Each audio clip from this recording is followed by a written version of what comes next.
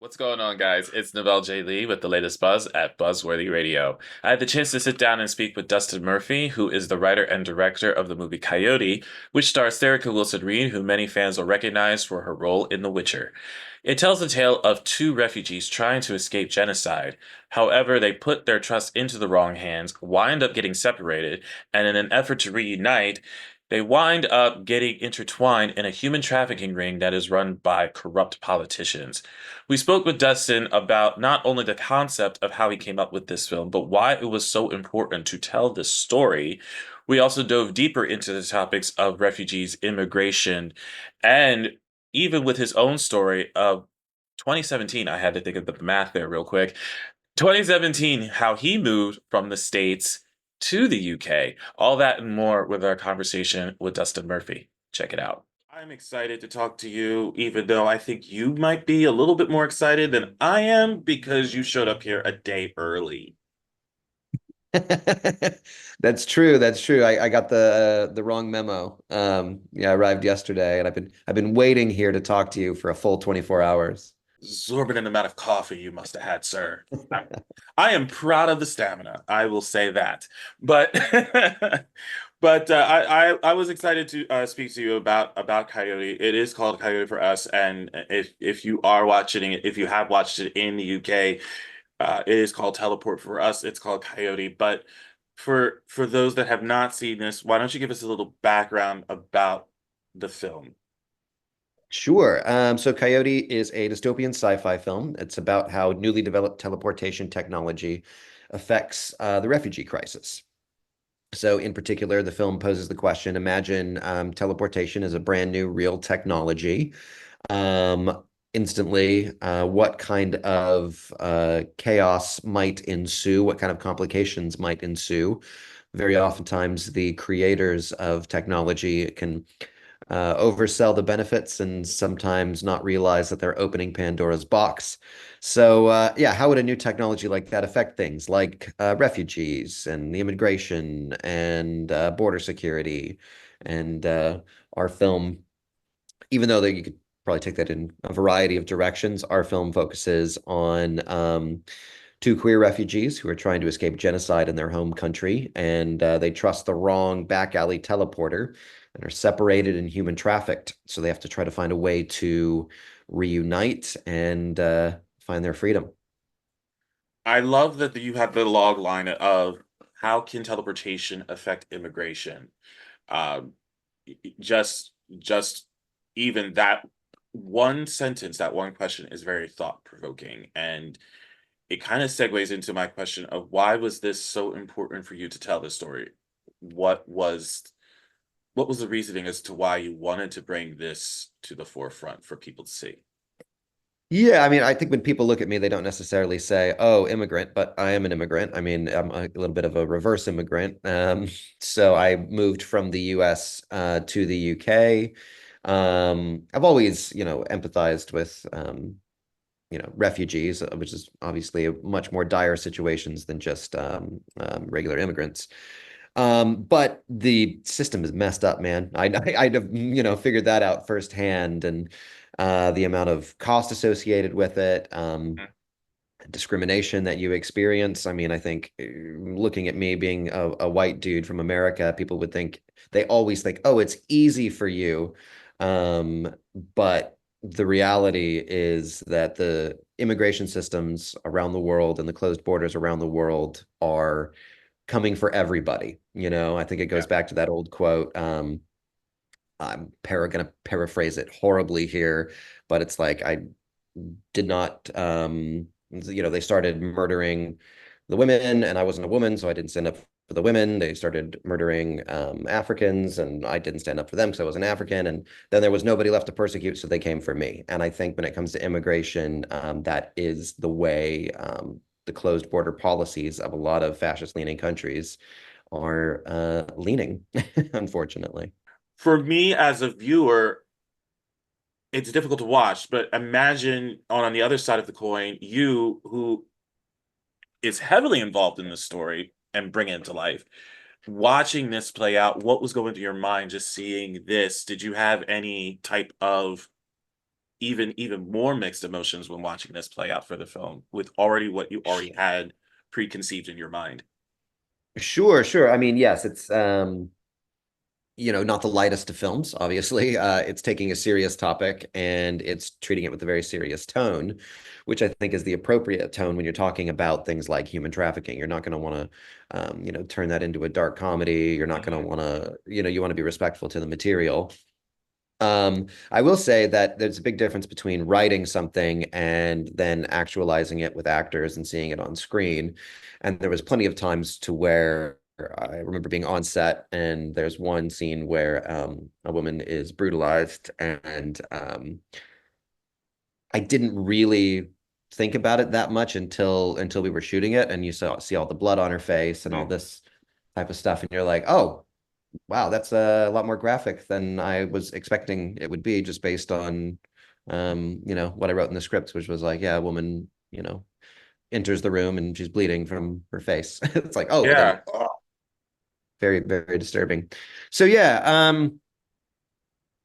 but yeah, I think that is the point of the film is moments like that are shocking and they should be shocking. They're not put in there for entertainment value. They're put in there for effect to hopefully elicit, the appropriate responses from people, which is like, oh my God, this is horrible. And let's talk about this after the fact and find the correlations in real life between this piece of science fiction that we've just seen and see if we can make sure that doesn't happen to people.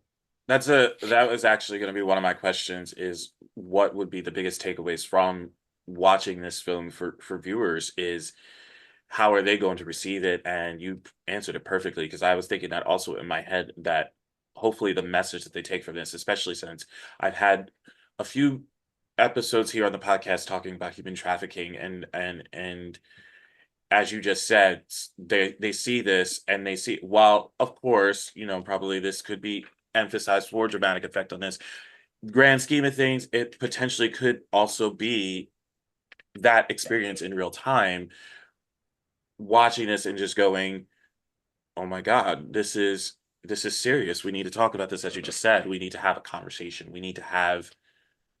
to have that thought-provoking discussion." So I appreciate you saying that and answering that question that I had. So yes, absolutely. Yeah, sure. Well, I mean, I think that's kind of the point of art. Art is never going to solve a problem in and of itself, but it's going to spark a conversation that can potentially lead to solutions.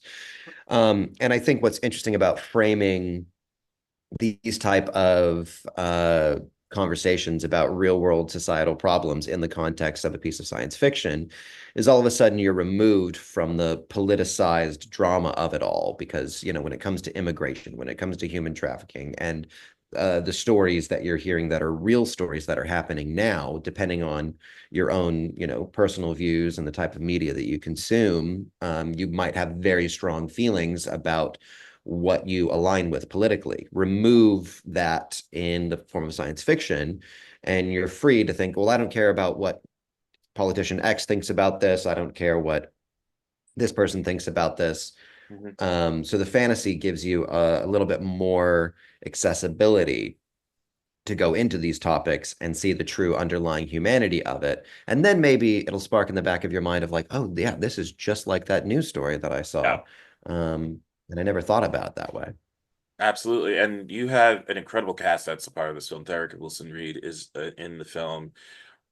What was that like working with her in this project? Well, yeah, she's great. I mean, she brings such an intense presence to the screen. So yeah, it was phenomenal working with her. She brought a lot of her own ideas to the character as well, which is great. I always love working collaboratively. Um, Interesting. y- yeah, I mean, that's the way to work. I think maybe a misconception is a lot of auteur directors have a singular vision and everybody has to come in and they have to, do whatever they say. But I much more like, I think you can get to a more naturalistic performances if you're leaning into the actor's natural instincts rather than telling them what you think their instincts should be, even if it doesn't quite fit. So yeah, and I think that strategy is a testament to the performances that are captured in the film and Therica leading the cast. Absolutely. And before I get into your background a little bit, can we ask what was one of the performances in this film that kind of stood, without giving too much away, stood out for you that basically when you had it written on the page, you kind of said this earlier with something, but I was wondering if there was if it wasn't that, was there a scene that really stood out for you that you didn't quite envision when you wrote it, but then when you saw it, you were in complete awe that this was not in the same sense as the previous comment where you were taken aback by it, but you were actually in awe of it. You were in awe of the scene. Like you were really proud of what was conveyed. Yeah, I mean, I think one of my favorite scenes is the opening scene, which is kind of the entire prologue to the film. It's shot in this beautiful location down in the south of England, which is the only technical desert in England, right on the coast. And don't definitely not giving too much away here for anybody who hasn't seen it, since it is the opening of the film. But Mhm. it's essentially this man who has lost his daughter to his child to a illegal immigrant in a motor accident. And so he decides that these immigrants should not come across the border, and he's going to do something about it. So he goes to this dead zone where a lot of teleportations are known to take place. Mhm. And he waits for the first immigrant to teleport so he can take justice into his own hands. Yeah. When he does, there's a massive language barrier. So he doesn't speak any Spanish. The immigrant coming in speaks Spanish, so he doesn't understand a word that he's saying. Mhm. And he threatens him with a gun and decides to chase him, and um, eventually kills him. And then anybody who does speak Spanish knows exactly the context of the situation, which Right. is that guy was saying, please, I'm a father. The next person who's going to teleport is my own child. Mm. So the mourning father who is mourning the loss of his child is now responsible for killing the father of an immigrant child and leaving an orphan. And it poses just this existential question to frame the entire film of the cycle of trauma and who is going to break that cycle of trauma. When are we going to stop blaming the other? And when are we going to start taking accountability for our own actions to not perpetuate that cycle? Seeing that scene play out the way it played out with the great performances that were in that scene, the great location, the cinematography in that scene, Sure. so many of the collaborators involved in that scene just knocked it out of the park, and it's probably the individual scene I'm the most proud of. Would you say that that log line that I mentioned before about how teleportation affects immigration plays into that opening scene, or did you already have that question in mind before that came into fruition? Yeah, no, it definitely does. So I mean, basically in 2020, I wrote this as a short film with 10 pages, and I knew that there was too much I wanted to say about it, so I needed to expand it. Okay. And when I picked it up to expand it, the scene that I just described is the first scene that I wrote, and that's when I really knew like that that scene doesn't really belong in a short film because it's kind of a short film in and of itself. Right, Um, right. so that can set the context for everything, but then the regular film can follow the same structure that the short did, which was, the story about the two women being human trafficked and trusting the wrong teleporter, and then finding out that they're not teleported to safety like they thought they were. Absolutely. And you mentioned about how, oh my gosh, you started in this field. I'm like, well, I don't know your age, but you started very young. You started filming in your backyard as a kid, Yeah, yep, and working your way up into getting it to this point.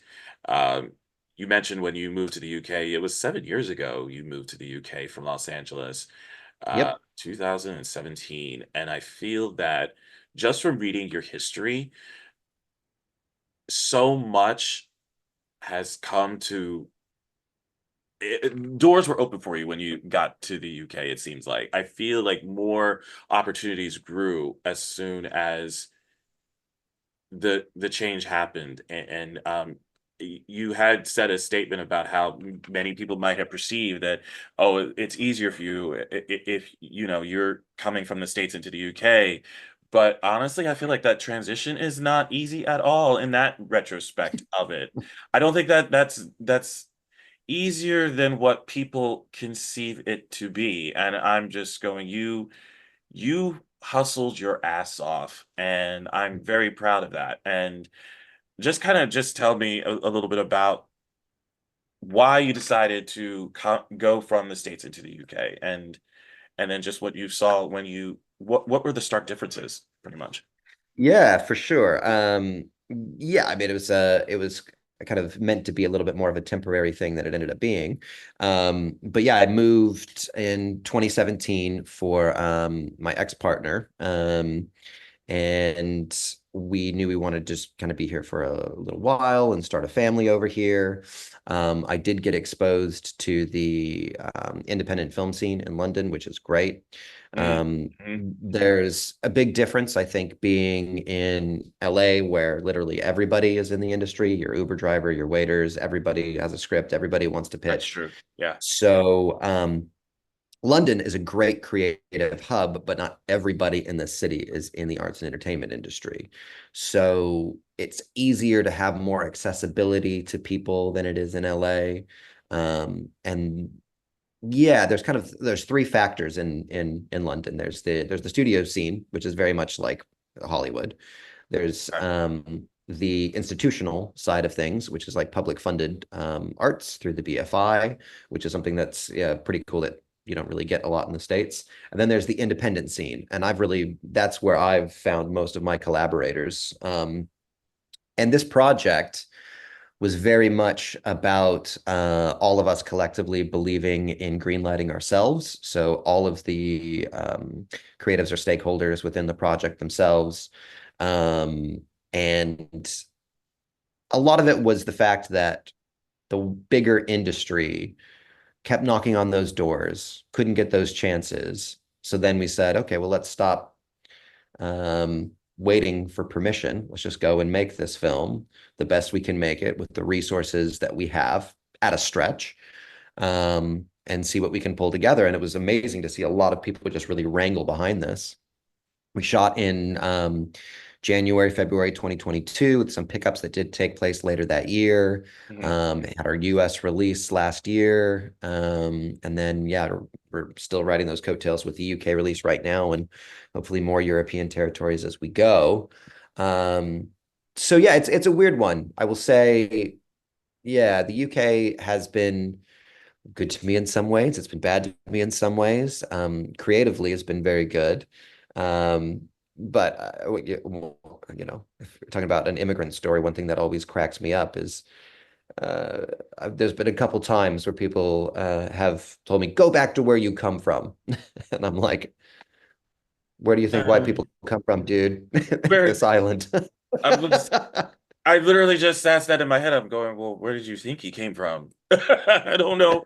I don't really know how else to answer that statement except with a question. So it's literally the same thing I thought of. So it's just wow. You know, you hear things like that, and you're just kind of in your own mind, you're just dumbfounded, going like, did you really think about your statement before you said it? Like, dude.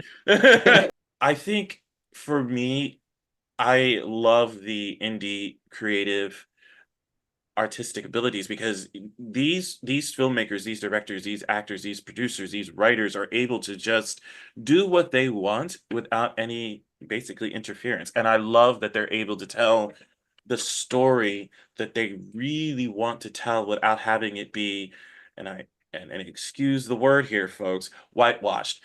But but that's really the perfect word for it. And I Yeah. that's the one reason when you're talking about that, when you're talking about the independent film scene or the indie scene overall, that's one of the main reasons why I love indie projects. And I feel like it doesn't get the credit that it deserves because you have this creative team that's a part of it that are giving it their 100% that you don't necessarily get to see in mainstream films. You don't get that in mainstream films. It's a little bit Yeah. more restricted. Whereas when you're doing something from the heart and you're doing something that means something to not just those involved in the project, but those that are watching the project, it's it's a lot more it's a lot more interesting to me. It's a lot more um it definitely gets me a lot more in the heart than it would in a Hmm. mainstream film. And that's one of the reasons why I love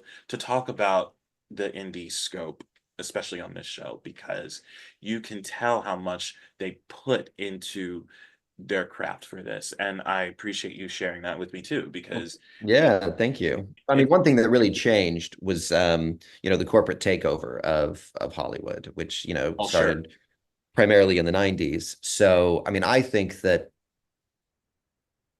art thrives, the artistic business thrives when the art and the business are on an equal playing field, and, you're trying to make something with a lot of artistic integrity, but yes, you still want it to be successful. You still want people to like it. You still want it to reach people.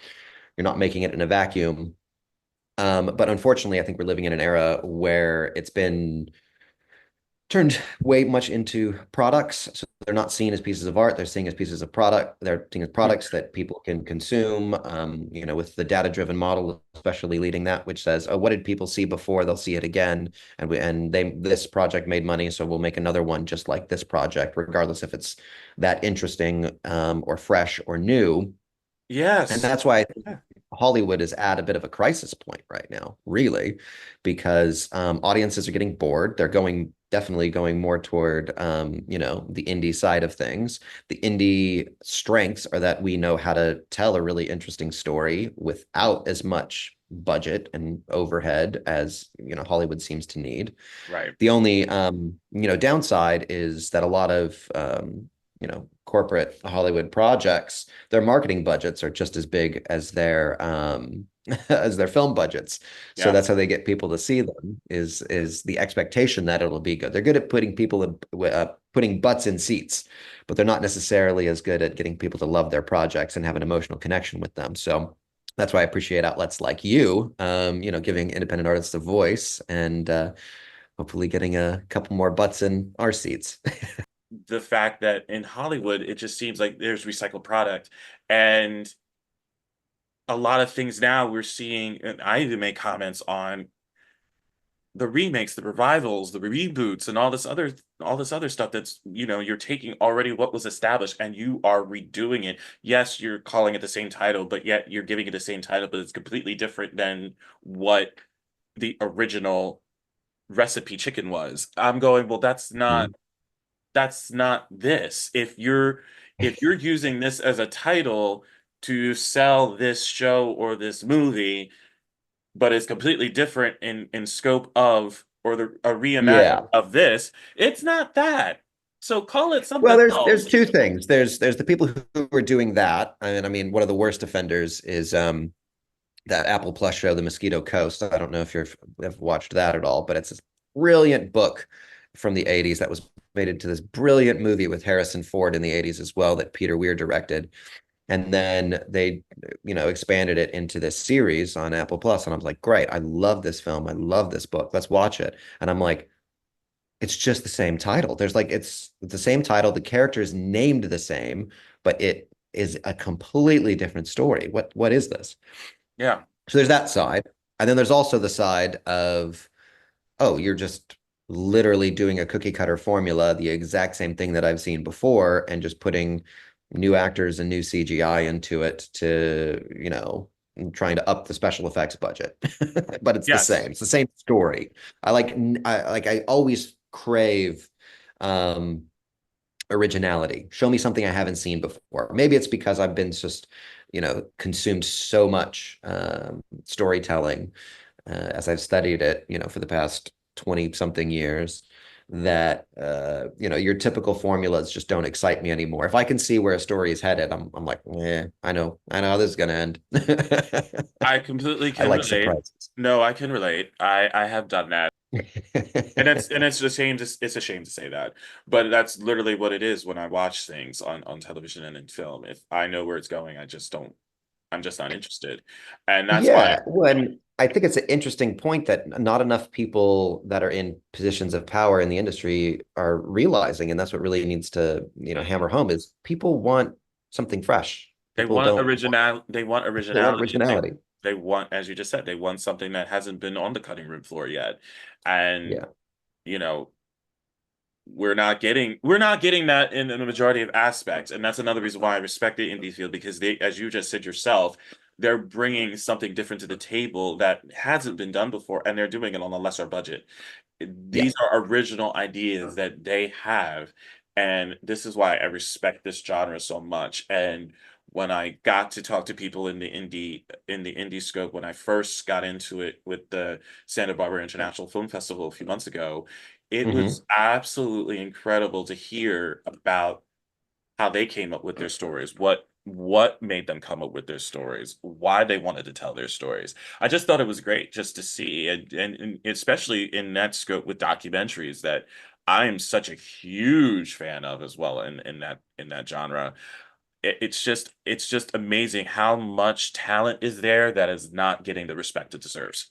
So, Yes. Yeah. Well, talent nurturing is something that's really void in the industry right now because I think they're always focused on the current quarter mhm, and not necessarily on building long-term relationships with artists and building, into their careers. It's more like they want you to do all the work yourself and then show up ready, which includes, not only being a good writer or a good director or, sometimes a good editor and a good cinematographer. Sometimes you have to be all these things. Plus, you have to be a good marketer. You have to be good at right. pitching in the room. You have to already, build your own audience. So you have to come like with saying, oh, with these 5 million people already want to watch my movie.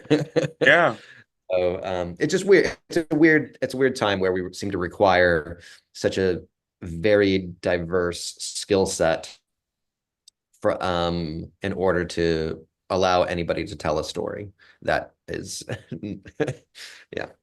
Yeah, that is worthy of being told. And I'm very proud of you that you get to do this still and be a part of this industry. So thank you for that, and thank you for stopping by here to talk about Coyote for me, teleport for the rest. And so it's very appreciated, and much respect and much love to you for everything that you have done so far. And where can everybody see the film? Right. Well, since this is yes, a US based podcast, you can watch it on I believe it's on Tubi now. You can watch it on Amazon, the Apple Store, as well. If you just want to go to our website, which is teleportyourself.com, there's links to all the different platforms you can watch it, and it's available on most platforms.